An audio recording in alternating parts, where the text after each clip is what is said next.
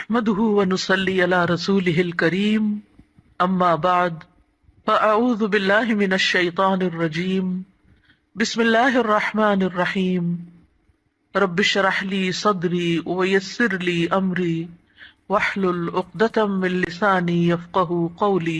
اللہ تعالیٰ نے انسان کو جن بڑی بڑی نعمتوں سے نوازا ہے ان میں سے ایک نعمت اولاد کی نعمت ہے۔ قرآن حکیم میں اولاد کی ولادت کا ذکر ایک خوشخبری کے طور پر کیا گیا ہے۔ ارشاد باری تعالیٰ ہے، یا زکریا انا نبشرک بغلام اسمہ یحییٰ لم نجعل لہ من قبل سمیا۔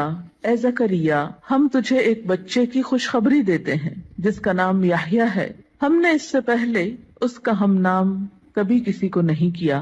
تو گویا اولاد کا دنیا میں آنا انسان کے لیے ایک خوشخبری کی حیثیت رکھتا ہے۔ ایک اور جگہ پر اولاد کو دنیاوی زندگی کی رونق اور زینت کہا گیا ہے۔ ارشاد باری تعالیٰ ہے، المال والبنون زینت الحیات الدنیا۔ مال اور بیٹے دنیاوی زندگی کی زینت ہیں۔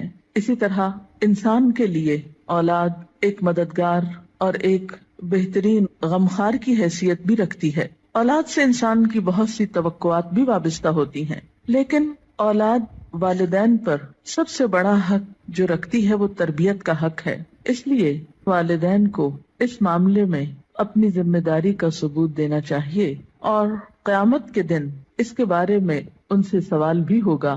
قرآن پاک میں اللہ سبحانہ وتعالیٰ فرماتے ہیں، یا ایھا الذین آمنوا قوا انفسکم واہلیکم نارا۔ اے لوگو جو ایمان لائے ہو، اپنے آپ کو اور اپنے گھر والوں کو آگ سے بچاؤ۔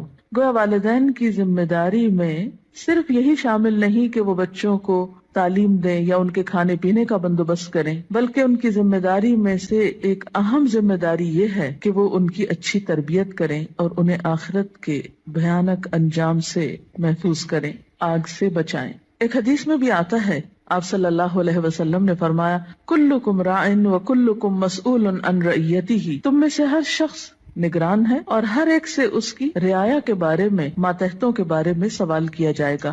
فالمرأۃ راعیۃ فی بیت زوجہا، اور عورت اپنے شوہر کے گھر میں نگران ہے، یعنی صرف باپ سے نہیں، ماں سے بھی پوچھا جائے گا کہ اس نے اپنے بچوں کی تربیت کیسے کی۔ اس لیے ہم دیکھتے ہیں کہ انبیاء علیہم السلام اپنی اولاد کے بارے میں ہمیشہ فکر مند رہے۔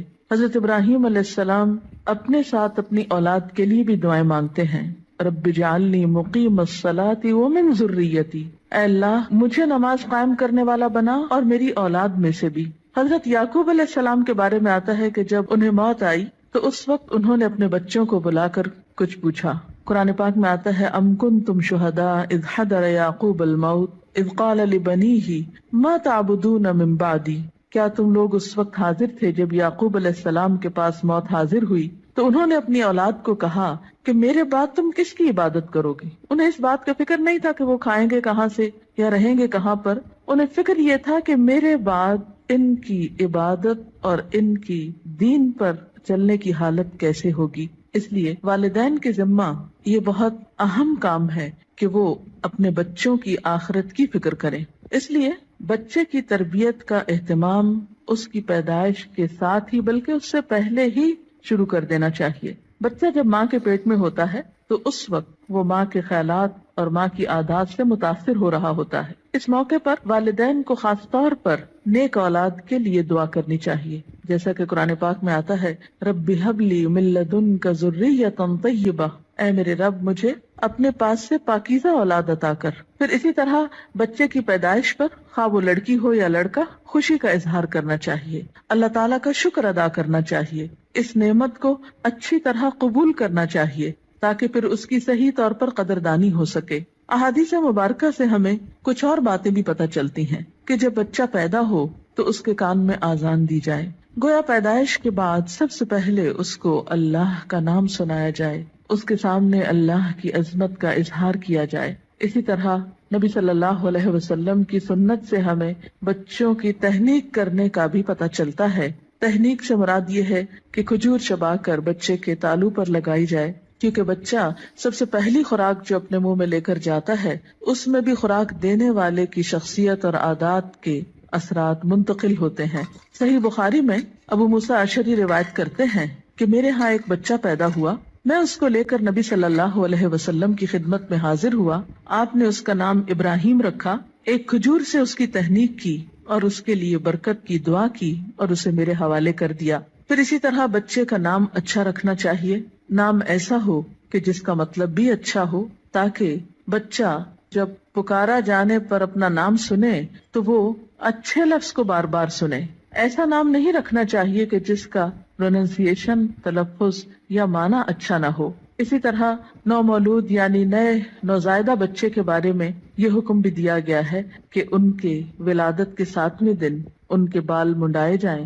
بعض حکماء نے اس کی یا اطباء نے اس کی حکمت یہ بیان کی ہے کہ سر مڑنے سے سر کے مسامات کھلتے ہیں، نگاہ، سماعت اور سونگھنے کی قوت کو فائدہ پہنچتا ہے. اسی طرح سنت میں ہمیں بچوں کا عقیقہ کرنے کے بارے میں بھی تعلیمات ملتی ہیں. عقیقہ کرنے میں ایک حکمت یہ ہے کہ انسان اپنے رشتہ داروں کو، غریبوں کو، ہمسایوں کو اس خوشی میں شریک کرتا ہے. اس موقع پر ان کے لیے گوشت بھجواتا ہے، یعنی عقیقے کے جو بکرے ہیں ان میں سے. پھر اسی طرح بچپن ہی سے بچوں کے ساتھ محبت اور شفقت کے ساتھ پیش آنے کا حکم ہے. بچہ صرف غذا کا ہی محتاج نہیں ہوتا، محبت و شفقت اور کیئر کا محتاج بھی ہوتا ہے. نبی صلی اللہ علیہ وسلم کا ارشاد ہے، جو ہمارے بچوں پہ شفقت نہ کرے اور ہمارے بڑوں کی عزت نہ کرے وہ ہم میں سے نہیں. پھر آپ دیکھیے کہ تربیت میں صرف محبت و شفقت ہی کافی نہیں ہوتی، بلکہ اس کے ساتھ ساتھ بچوں کو ڈسپلن سکھانا بھی بے حد ضروری ہوتا ہے. پھر یہ ہے کہ بچوں کی تربیت کے مختلف پہلو ہیں. ان کی تربیت میں ان کی ایمانی تربیت، اخلاقی تربیت، جسمانی تربیت، عقلی تربیت، نفسیاتی تربیت،